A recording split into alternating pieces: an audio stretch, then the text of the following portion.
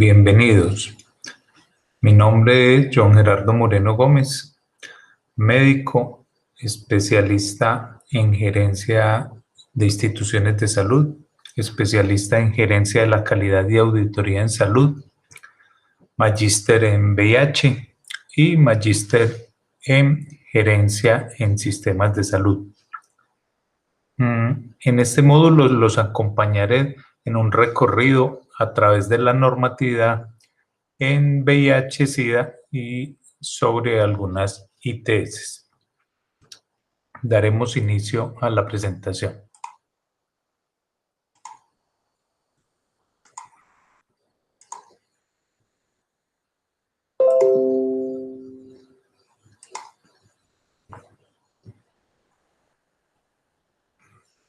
Como bien dije, hablaremos de normatividad y VIH.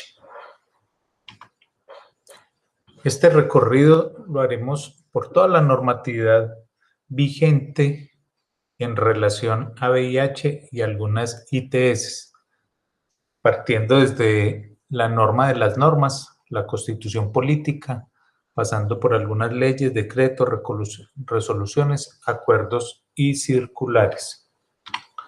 Listo. Como para bien todos es conocido, la Constitución es la norma de la norma y Colombia es un Estado social de derecho. Todo está definido en las normas en este país. El marco constitucional está fundamentado en la dignidad y la solidaridad humana, ¿sí? Y se define que el Estado, pues en sus fines como tal, tiene la protección de la vida, honra y bienes de todos los ciudadanos o quienes habitan el territorio colombiano. Como bien dije, la Constitución es norma de normas y la primacía de la Constitución son los derechos fundamentales. En el artículo 93 de la Constitución establece que los tratados y convenios internacionales ratificados por el Congreso que reconocen los derechos humanos y que prohíben su limitación en los estados de excepción prevalecen en el orden interno y que los derechos y deberes consagrados en esta Carta se interpretarán de conformidad con los tratados internacionales sobre derechos humanos ratificados por Colombia.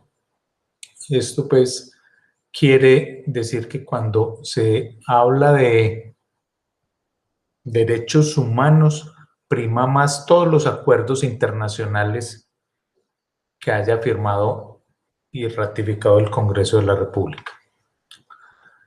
En este recorrido iniciamos con lo que está definido en la Ley 100 de 1993, donde esta lo que hace es regular, dirigir y controla todo lo relacionado con salud y esto es un deber del Estado. Define que todos los habitantes del territorio colombiano deberán estar afiliados al Sistema General de Seguridad Social en Salud y que todos los afiliados recibirán un plan obligatorio de salud, ¿sí? Antes llamado POS, en este momento ya es Plan de Beneficios en Salud, que es de libre elección y que debe haber una participación social. En relación a la Ley 715 de 2001, en esta ley se dictan normas orgánicas en materia de recursos y competencias de conforme a los artículos 151, 288, 356 y 357 de la Constitución Política y dictan otras disposiciones para organizar la prestación de los servicios de educación y salud, entre otros. En el capítulo 2 de esta ley habla de las competencias de las entidades territoriales en el sector salud y en su artículo 43, numeral 3, habla específicamente de salud pública y el artículo 43, numeral 3, ¿sí? En el subtítulo 2 habla de garantizar la financiación y la prestación de los servicios de laboratorio de salud pública directamente o por contratación. O sea, las entidades territoriales están en esa obligación, sea que ellos tengan un laboratorio de salud pública como lo tiene el departamento de Risaralda, o se puede contratar dicha función de laboratorio de salud pública. La ley 734 de 2002 es por la cual se expide el Código Disciplinario Único. En el capítulo 4 habla de las formas de realización del comportamiento y en su artículo 27 habla de la acción y omisión, donde refiere que las faltas disciplinarias se realizan por acción o omisión en el cumplimiento de los deberes propios del cargo o la función o con ocasión de ellos, o por extralimitación de sus funciones. Cuando se tiene el deber jurídico de impedir un resultado, no evitarlo, pudiendo hacerlo, equivale a producirlo. Esto, ¿a qué lo traemos a colación el hecho del Código Disciplinario Único? Porque muchas acciones en relación a la atención de los pacientes con VIH nos puede llegar a aplicar las faltas disciplinarias que pueda acarrear la acción u omisión. La Ley 972 del 2005, por la cual se adoptan normas para mejorar la atención por parte del Estado colombiano de la población que padece enfermedades ruinosas o catastróficas, especialmente el VIH-Sida. En el artículo 3º, refiere que las entidades del Sistema General de Seguridad Social en Salud no podrán negar la asistencia de laboratorio, médica u hospitalaria requerida según lo aprobado en ese tiempo por el Consejo Nacional de Seguridad Social en Salud a un paciente infectado por el VIH-Sida o que padezca de alguna enfermedad ruinosa o catastrófica. Esta prestación del servicio deberá llevarse a cabo aun si la persona hubiera perdido la afiliación por motivo de la incapacidad prolongada. En este caso, la EPS tendrá la facultad de hacer el recobro al FOSIGA, que ahora se llama ADRES, a cargo de la cuenta ECAT. La Ley 1220 de 2008. En esta se aumentan las penas para los delitos contra la salud pública, de que trata el título 2, capítulo 1 del Código Penal. En su artículo 2, dice que la pena prevista en el artículo 369 del Código Penal quedará así: propagación de epidemia. El que propague epidemia incurrirá en prisión de 4 a 10 años. Esto implicaría, pues, de que si la pena es mayor a 4 años, no sería excarcelable como tal. En esa misma ley, en el artículo 3º, dice que la pena prevista en el artículo 370 del Código Penal quedará así: propagación del virus de la inmunodeficiencia humana o de la hepatitis B. El que después de haber informado de estar infectado por el virus de inmunodeficiencia humana, VIH, o de la hepatitis B, realice prácticas mediante las cuales pueda contaminar a otra persona o done sangre o semen, órganos o en general componentes anatómicos, incurrirá en prisión de 6 a 12 años. El decreto 2323 de 2006, en este se regula parcialmente la Ley 9 de 1979 en relación con la Red Nacional de Laboratorios y se dictan otras disposiciones. El artículo 23 establece que la financiación de los exámenes de laboratorio de interés en salud pública para el diagnóstico individual en el proceso de atención en salud serán financiados con cargo a los recursos del Plan Obligatorio de Salud Contributivo y subsidiado según la afiliación del usuario al Sistema General de Seguridad Social en Salud, ¿sí?, con cargo a los recursos para la atención de la población pobre en lo no cubierto con subsidios a la demanda de conformidad con la normatividad vigente, ¿sí? Esto se trae a colación porque en algún momento muchas instituciones demandaban la realización de exámenes al laboratorio de salud pública a sabiendas que eran exámenes para el diagnóstico individual, no en patologías colectivas de interés en salud pública. El decreto 3518 de 2006, crea y reglamenta el sistema de vigilancia en salud pública y dicta otras disposiciones. Este es lo que se llama el CIVIGILA. En su artículo 11 habla de las funciones de las entidades administradoras de planes de beneficios de salud. Y en el literal B dice que deben garantizar la realización de acciones individuales tendientes a confirmar los eventos de interés en salud pública sujetos a vigilancia y asegurar las intervenciones individuales y familiares del caso. Es de tener en cuenta que el VIH-Sida, la hepatitis B, la hepatitis C son eventos de interés en salud pública y están sujetos a la vigilancia. El decreto 780 de 2016, que es el decreto único reglamentario del sector salud, donde una compilación de la normatividad.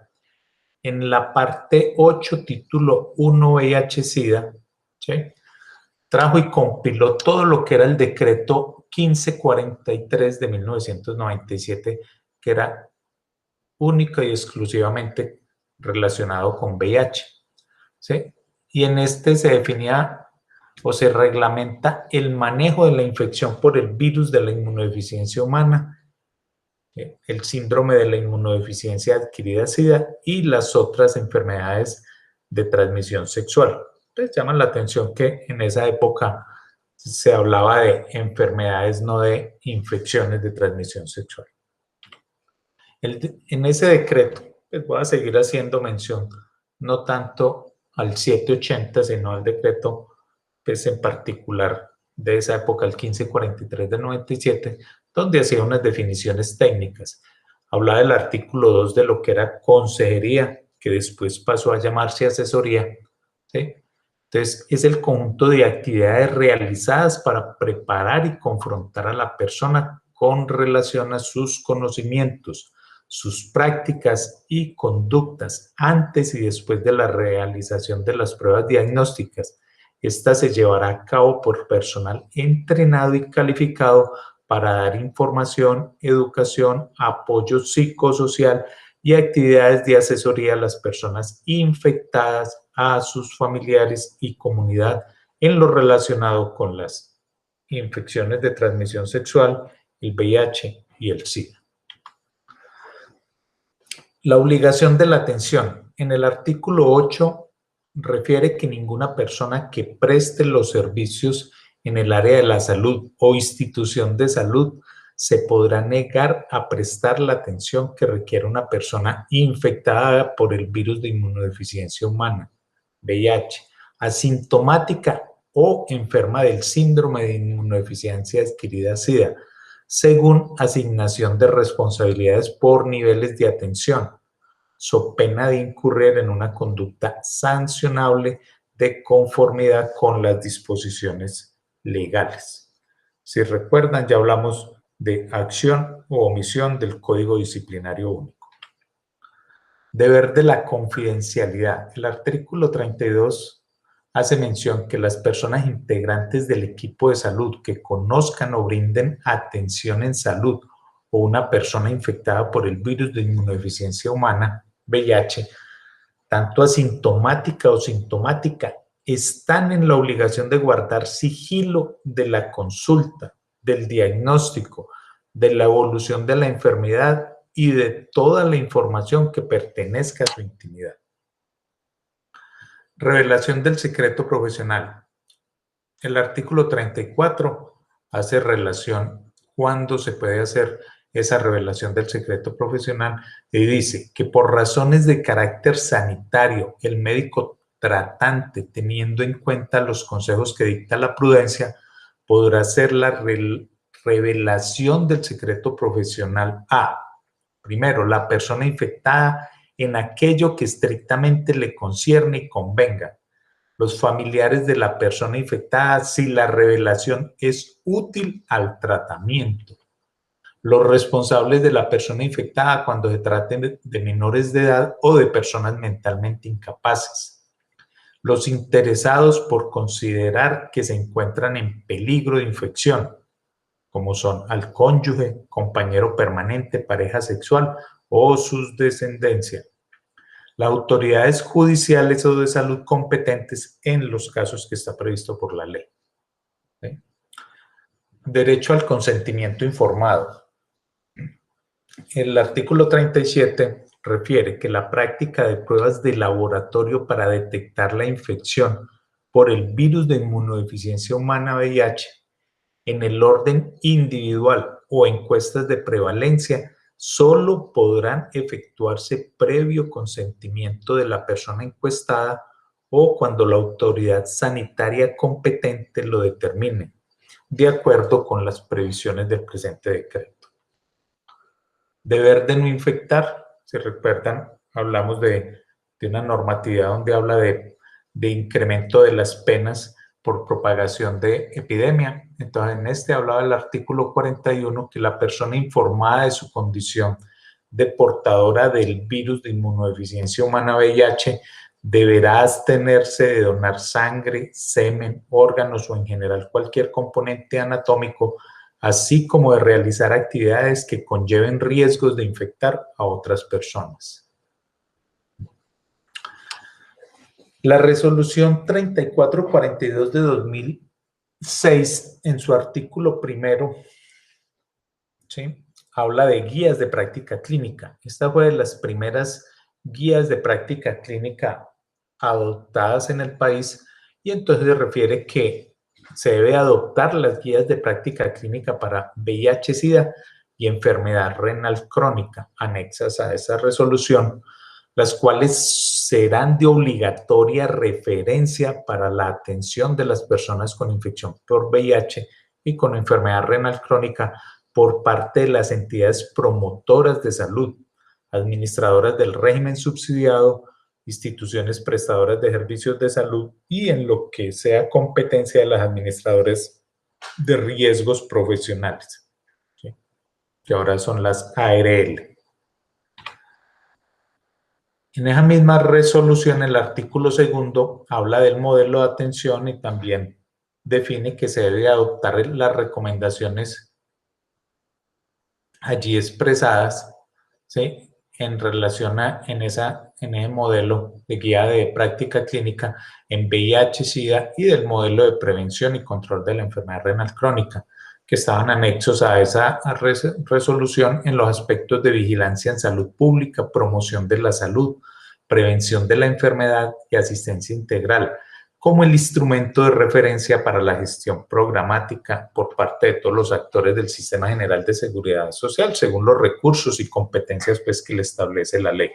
En el artículo tercero refería que se debía hacer una revisión y actualización y que de esa guía de práctica clínica, ¿sí?, y que mínimo se debió haber hecho cada 2 años, lo cual no se cumplió, ¿sí?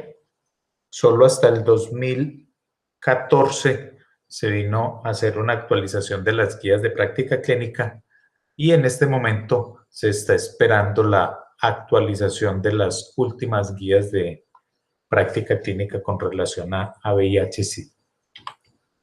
Guías de práctica clínica, como les dije, la última actualización fue en el 2014.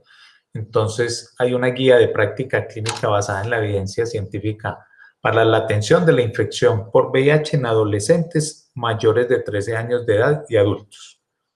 Y otra para niños y niñas menores de 13 años. Estas fueron realizadas por el Ministerio de Salud y Protección Social, la Asociación Colombiana de Infectología y el IETS, que es el Instituto de Evaluación de Tecnología en Salud, ¿sí?, 2014. Y desde el año pasado ya se empezó el proceso de actualización de dicha guía, en lo que en el transcurso de este año, y yo creo que en este primer semestre saldrá la actualización de estas dos guías. La resolución 1314 del 2020, ¿sí? En esta se adoptan los lineamientos para la realización de pruebas rápidas fuera del laboratorio clínico para el diagnóstico temprano de la infección por VIH, sífilis, hepatitis B y hepatitis C. Esta resolución derogó la resolución 2338 del 2013 y también se modifican unas actividades que antes estaban definidas también en la resolución 1543 del 97, donde hablaba de consejería y de asesoría. En la resolución 2338 hablaba de asesoría, donde ya aparte no es una obligación, no, es un deber, más no el hecho está amarrado a una capacitación como estaba definido previamente en certificarse o adquirir unas competencias para la asesoría previa a la prueba de VIH, ¿sí? Asesoría pre y la asesoría post. En esta resolución, en el anexo técnico, habla que para adquirir la competencia en la realización e interpretación de pruebas rápidas, como les digo, ya no se habla de una capacitación en asesoría en prueba voluntaria para VIH, ¿sí? En la asesoría pre y post, sino solo capacitación en la realización e interpretación de pruebas rápidas, y refiere que dicha capacitación debe cubrir todos los temas requeridos. En esta resolución se plantea cuáles son. Se plantea una metodología de taller con una duración mínima de 16 horas, en las cuales se deben desarrollar unos componentes teóricos con un mínimo de 8 horas, ejercicios prácticos de 4 horas y una evaluación escrita y prácticas de 4 horas.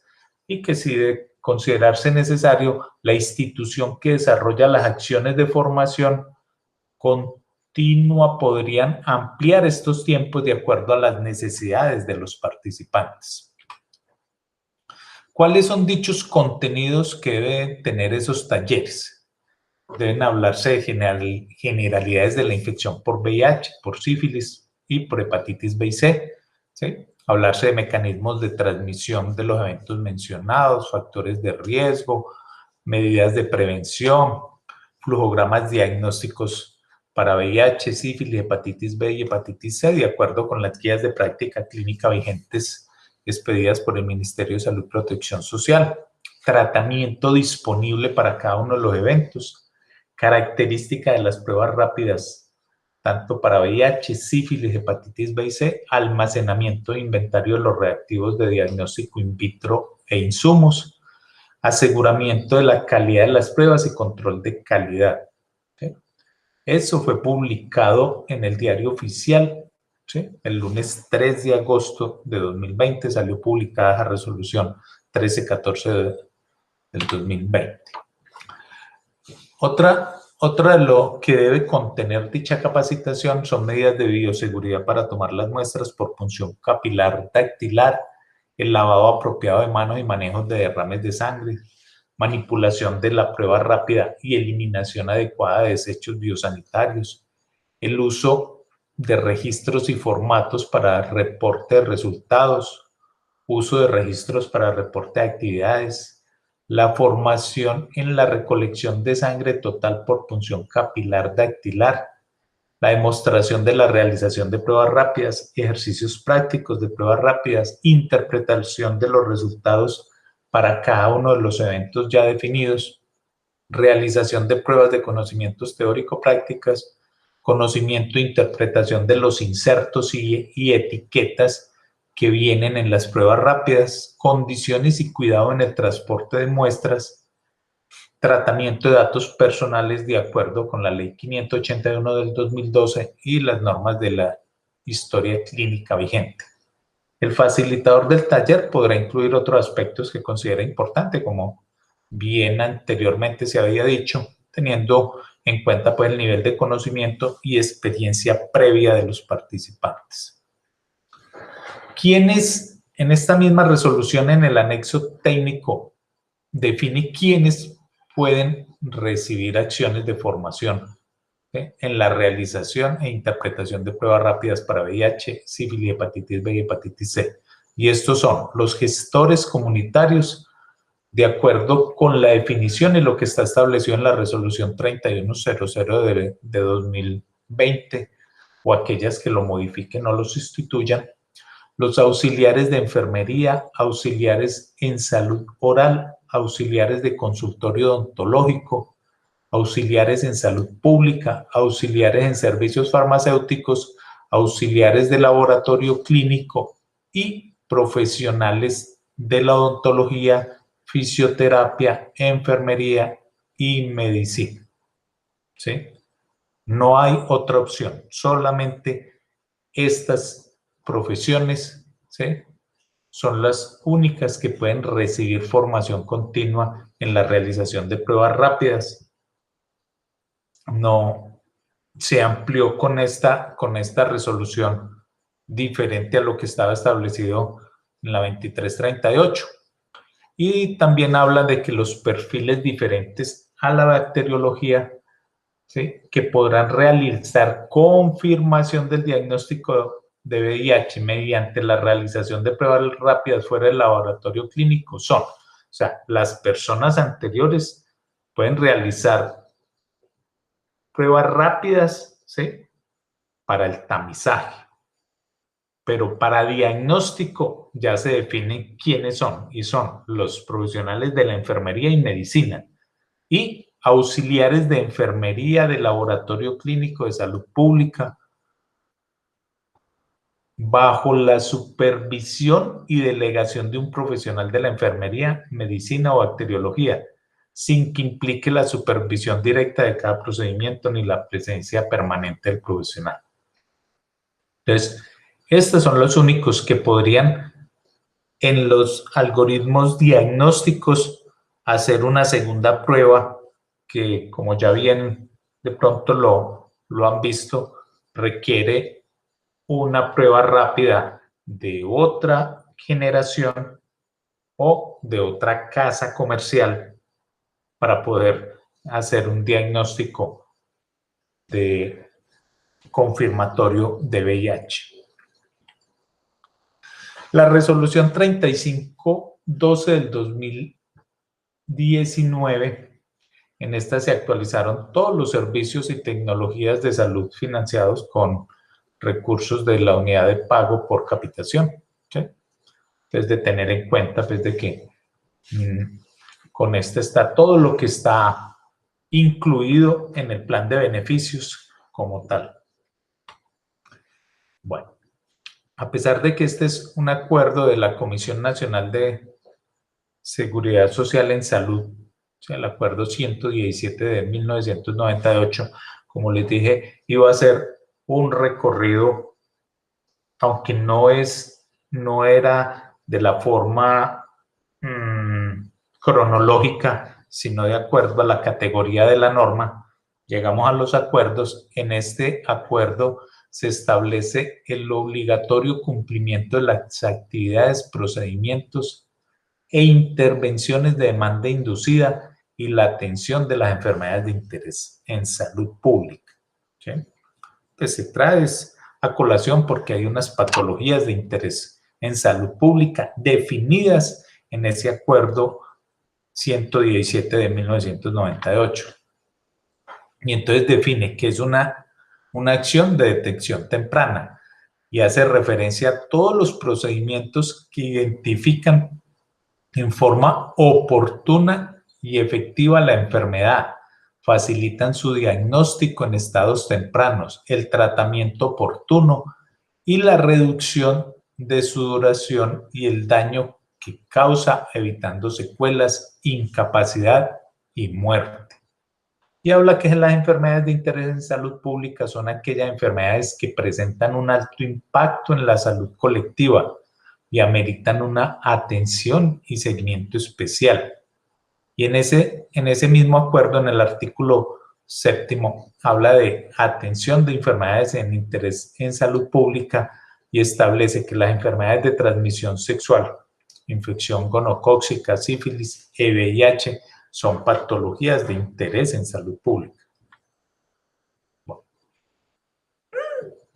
Bueno, acá, en el anexo técnico de la resolución 3280 de 2018, que es la ruta de atención integral para materno perinatal y la de mantenimiento y promoción. En el componente de mantenimiento y de promoción habla de anticoncepción, ¿sí? Y hace especial énfasis al condón masculino y femenino. Entonces, aunque hubo una modificación que más adelante les voy a mostrar, en esta dice que el condón masculino de látex es efectivo como método de doble protección para la prevención de embarazos y de ITS, VIH, si se usa de manera continua, correcta y consistente. ¿En quién está indicado? Hombres y mujeres en edad fértil, sexualmente activos de manera individual o en pareja, para prevenir embarazos no planeados. Parejas sexualmente activas con diagnóstico confirmado de VIH, al menos en uno de sus miembros. Pareja sexualmente activa con diagnóstico confirmado de hepatitis B o C, al menos en uno de sus miembros, o parejas sexualmente activas con diagnóstico y tratamiento de cualquier ITS. Y se deben suministrar 15 unidades por mes por periodos mínimos de 3 meses. O sea, los usuarios deberían estar recibiendo 45 unidades para los 3 meses siguientes. Habla que los condones femeninos son efectivos y seguros, pero no son utilizados ampliamente por los programas nacionales como los condones masculinos. Que no obstante se debe hacer uso adecuado del mismo, el suministro se realizará en las mismas cantidades y para los mismos tiempos de dispensación que el condón masculino. En el país son muy pocas las marcas que tienen registro INVIMA de condones femeninos, y lo otro es de que son obviamente mucho más costosos que un condón masculino. Un condón femenino está alrededor de, digamos, en promedio de 10.000 pesos, mientras que en condones masculinos se alcanzan a conseguir a 500 pesos de algunas referencias. Pero dicha aparte de la resolución 3280, fue modificada por la resolución 276 del 2019, en la cual modifica el apartado de condón masculino y femenino contenido en el numeral 13.5.1.1 de las citadas directrices, el cual quedará así: condón. El condón ya no hace referencia a condón masculino ni femenino, sino solamente de condón.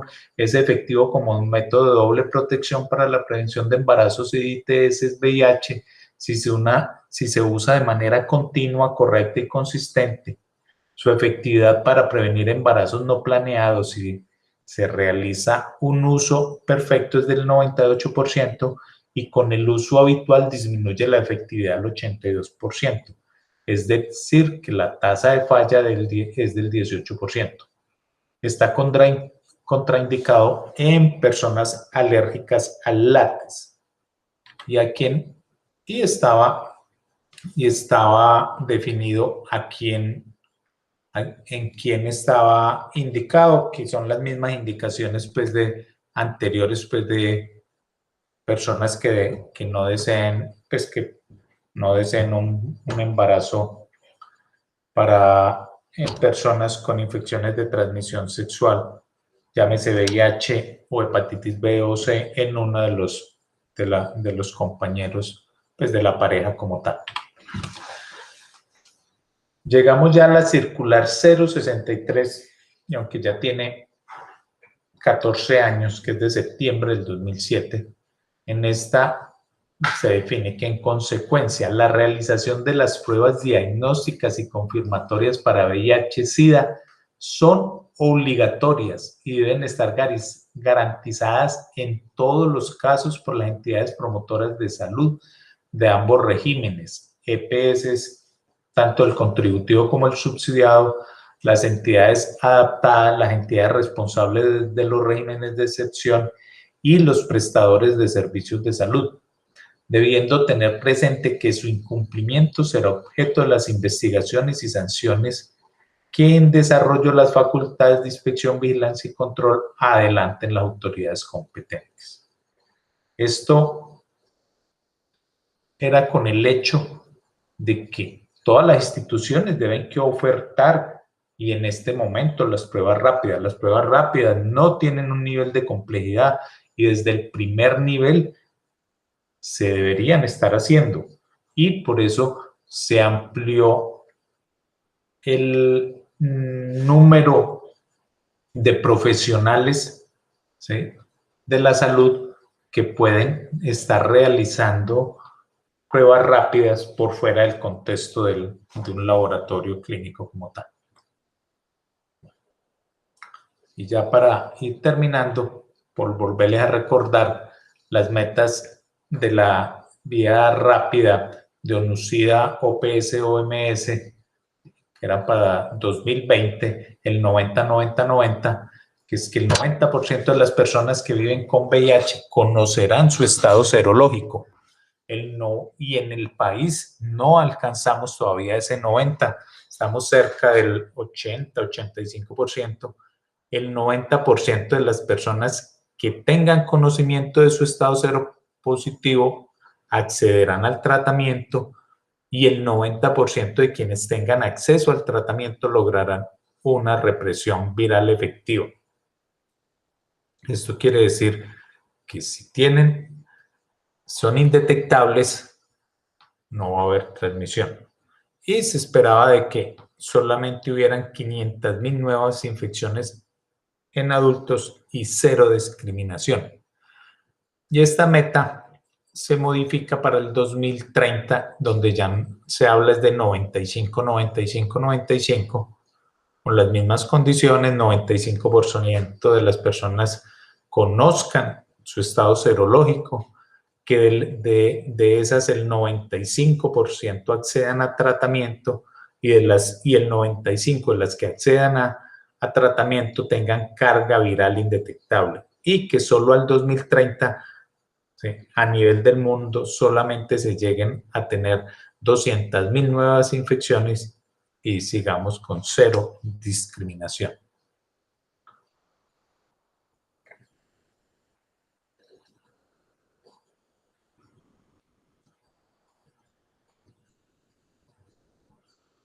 Bueno, muchas gracias. Espero que les haya podido aportar esta charla, y cualquier duda o inquietud la pueden realizar por los aplicativos del módulo. Muchas gracias.